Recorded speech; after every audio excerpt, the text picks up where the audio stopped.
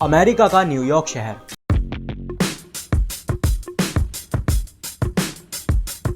एक ऐसा शहर जहां बिलियनियर्स पॉलिटिक्स को फंड करते हैं और कॉर्पोरेशन सिस्टम चलाते हैं। लेकिन हाल फिलहाल में वहां एक आवाज उठ रही है जिसका ना सरनेम पॉलिटिकल है और ना ही नेटवर्क पावरफुल है। वो आवाज है ज़ोहरान ममदानी की। This is a man who Mamdani. Mandami. 4 words.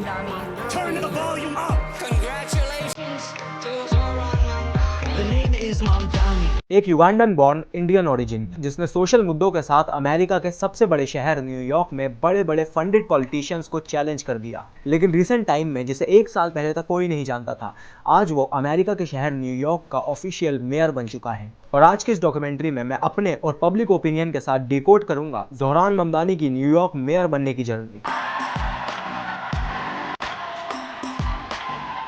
Thank you, my friends. इस कहानी की शुरुआत होती है ज़ोहरान ममदानी के जन्म से करीब 16 साल पहले 1972 अफ्रीका की एक युगांडा कंट्री। उस वक्त युगांडा में एक डिक्टेटर हुआ करता था लिडली एमिन के नाम से, जिसने अचानक एक अनाउंसमेंट या फिर कह सकते हो एक ऑर्डर पास कर दिया, all Asians must leave Uganda with in 90 days. यह अनाउंसमेंट सुनते ही युगांडा में एक अजीब सा ही माहौल हो गया, क्योंकि उस वक्त युगांडा में 80,000 से ज्यादा एशियंस थे और मोस्टली वो इंडियन ओरिजिन के थे, जैसे डॉक्टर, टीचर, शॉपकीपर, कारपेंटर। और एक अनाउंसमेंट से एक रात में उनका सब कुछ छीन लिया गया। उन 90 दिनों में करीब हजारों लोगों को अपनी प्रॉपर्टी छोड़कर जाना पड़ा और उन्हीं परिवारों में से एक थी ममदानी फैमिली। ज़ोहरान के फादर ने अपनी बुक फ्रॉम सिटीजन में लिखा है, I left Uganda not because I wanted to but because my existence become illegal overnight. But लिडली एमिन की गवर्नमेंट कोलैप्स होने के बाद ममदानी फैमिली वापस युगांडा आ जाती है। लेकिन ये ट्रॉमा ममदानी फैमिली के डीएनए में बस गया था। और जब डिकेड्स बाद 1991 में ममदानी फैमिली में एक बेटा पैदा हुआ, तो वही ट्रॉमा ज़ोहरान की आइडेंटिटी का बेस बन गया। ज़ोहरान के फादर महमूद ममदानी पॉलिटिक्स को, पावर को, स्ट्रक्चर को समझाने वाले थिंकर बने और उनकी मदर मीरा नायर सोसाइटी को सिनेमा के जरिए समझाने वाली फिल्म मेकर। लेकिन इन दोनों पेरेंट्स ने अपने बेटे को एक चीज सिखाई,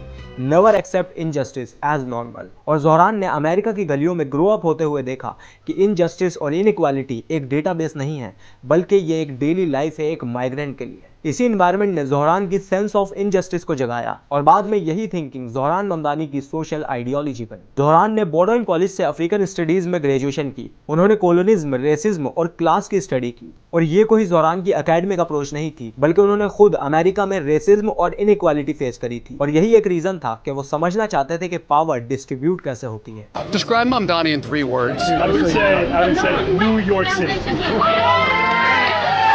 कॉलेज के बाद ज़ोहरान ने फोरक्लोजर प्रिवेंशन काउंसलर के तौर पर काम किया। यानी जब बैंक्स मिडिल क्लास के घर पर उन्हें घर से निकालने आते हैं या फिर उनका घर सीज करने आते हैं, तो ज़ोहरान ममदानी काउंसलर के तौर पर उन लोगों की हेल्प करते थे। एक रियल लाइफ इंसिडेंट के अकॉर्डिंग, जब बैंक मिडिल क्लास से उनका घर सीज करने आया, तो ज़ोहरान ममदानी की कई कोशिशों के बाद भी वो उनका घर बचा नहीं सके। और यहाँ से उन्होंने समझा कि सिस्टम आम आदमी के खिलाफ ही डिजाइन हुआ है और अगर इसे बदलना है तो बाहर बैठकर देखने से कुछ नहीं होगा, सिस्टम के अंदर घुसना पड़ेगा। 2010 के बाद अमेरिका में एक मूवमेंट आया, डेमोक्रेटिक सोशलिस्ट ऑफ अमेरिका। यानी इस पार्टी के अकॉर्डिंग हर एक सिटीजन बराबर है। Health care, housing, transport, climate justice हर एक सिटीजन के लिए है, not for profit. Zohran Mamdani को डेमोक्रेट पार्टी का टिकट मिला। साल 2020 उन्होंने न्यूयॉर्क के 36 डिस्ट्रिक्ट एस्टोरिया क्वीन से इलेक्शन लड़े। ज़ोहरान ममदानी के ओपोनेंट में था एक एस्टैब्लिश पॉलिटिशियन जिसके पास सब कुछ था, नेटवर्क, कॉर्पोरेशन, $1 मिलियन फंडिंग। लेकिन 29 साल के ज़ोहरान के पास कुछ भी नहीं था, ना ही कोई $1 मिलियन फंडिंग थी, ना ही बहुत अच्छे नेटवर्क्स थे। उनके पास एक विजन था, एक मैसेज था, we represent working class not the corporations. इसका रिजल्ट ये आया, ज़ोहरान एस्टोरिया क्वीन से अपनी सीट जीत गए और ये प्रूव करा कि ग्रास रूट पॉलिटिक्स भी डोमिनेट कर सकती है।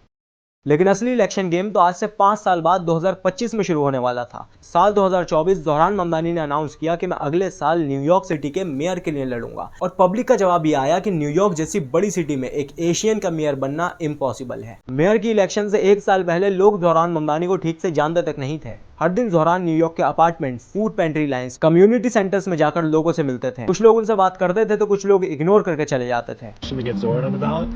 Any chance y'all want to get Zoran on the ballot? No thanks. All right, no worries. How you doing, sir? My name is Zoran Mamdani. I'm running for mayor. And why did you not vote? Because I don't believe in the system anymore. कभी local houses की डोरबेल्स बजाना, कभी park की bench पर बैठकर एक एक इंसान से बात करना। Looking for politics that actually lead somewhere. According to the latest polls, former Governor Andrew Cuomo is way ahead. Governor Andrew Cuomo. और मेरा पर्सनल ओपिनियन ये है कि अगर किसी भी इलेक्शन में किसी भी पॉलिटिशियन को स्टैंड आउट करना है तो उसकी जो सोशल मीडिया टीम है, सोशल मीडिया हैंडल्स हैं, वो एकदम परफेक्ट होने चाहिए। और अगर आप ज़ोहरान ममदानी की सोशल मीडिया हैंडल्स को देखोगे, यूट्यूब, ट्विटर, इंस्टाग्राम, टिकटॉक, वहाँ एक साल में जिस लेवल की सोशल मीडिया मार्केटिंग ज़ोहरान और उनकी टीम ने करी है वो रियली इंप्रेसिव है। साल 2025 और अब इलेक्शन में कुछ ही महीने बचे थे। मीडिया और पब्लिक पोल्स के अकॉर्डिंग ज़ोहरान ममदानी को अब इलेक्शन में 1% से भी कम वोट मिलने वाले थे, लेकिन ज़ोहरान ममदानी रुके नहीं। एजुकेशन की बात की, रेंट की बात की, ट्रांसपोर्ट की बात की और हर एक न्यूयॉर्कर की लाइफ को बेहतर बनाने की बात की। खुलेआम ऐसे मुद्दों को उठाया जिसके बारे में बात करने से बड़े बड़े पॉलिटिशियन घबराते हैं। बेझिझक गाजा में होने वाले जेनोसाइड की बात की। डोनाल्ड ट्रंप, एलोन मस्क और बहुत बड़े कॉर्पोरेट जायंट्स सभी लोग ज़ोहरान के अगेंस्ट ट्वीट कर रहे थे, लेकिन इन सबको नजरअंदाज कर वो अपनी कैंपेनिंग करते रहे। 6 लाख से ज्यादा दरवाजे खटखटाए हैं और बस इतने करीब है इस शहर का पहला साउथ एशियन मेयर बनाने के लिए। और बात ये नहीं है कि मैं क्या बनूंगा, बात ये है कि मैं क्या करूंगा हमारे कम्युनिटीज के लिए और हर एक न्यूयॉर्कर के लिए। मैं हमारे शहर को अफोर्डेबल बनाऊंगा। न्यूयॉर्कर्स मुश्किल से अफोर्ड कर रहे हैं रोटी, कपड़ा और मकान। मैं ये सब बदलने के लिए लड़ रहा हूँ। 4 नवंबर 2025 New York city mayor election date. 16 महीने की डोर टू डोर जाकर कैंपेनिंग और मेहनत के बाद सब कुछ एक रात पर डिपेंड करता था। रिजल्ट से पहले एनालिस्ट कह रहे थे कि इट्स ओवर फॉर ममदानी। रात के 1 बजे जब इलेक्शन का रिजल्ट काउंट हो रहा था तो ज़ोहरान ममदानी के वोट्स की परसेंटेज बढ़ी और रात 2:14 पर अनाउंस हुआ Zohran Mamdani elected mayor of NYC। सुबह तक न्यूयॉर्क की गलियों में सिर्फ एक ही नाम गूंज रहा था, Zohran Mamdani.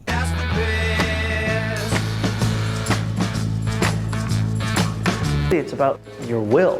The things that we can do. It is an immense opportunity. You really fucking inspired us. Stick up to the billionaires. Keep fighting a good fight. I think that's the thing that I'm most proud of in this campaign is not the successes, it's that we took so many swings. पहला मुस्लिम, पहला Indian Ugandan origin अब New York city का mayor बन चुका है, जिसकी family को Uganda से निकाल दिया गया था और अब वो अमेरिका की सबसे बड़ी सिटी न्यूयॉर्क को लीड कर रहा है। मेयर बनने के बाद ज़ोहरान ने अपनी विनिंग स्पीच में अपनी फैमिली को बुलाया, जवाहरलाल नेहरू की कुछ लाइंस को कोट किया और हर एक न्यूयॉर्कर से वादा किया कि वो उनकी डेली लाइफ को और बेहतर बनाएंगे। यही थी ज़ोहरान ममदानी की एक युगांडन ओरिजिन से एक मेयर बनने तक की जर्नी। आई होप आपको ये डॉक्यूमेंट्री पसंद आएगी। इसे अपने दोस्तों के साथ शेयर करना। मिलते हैं अगली वीडियो में। Thank you.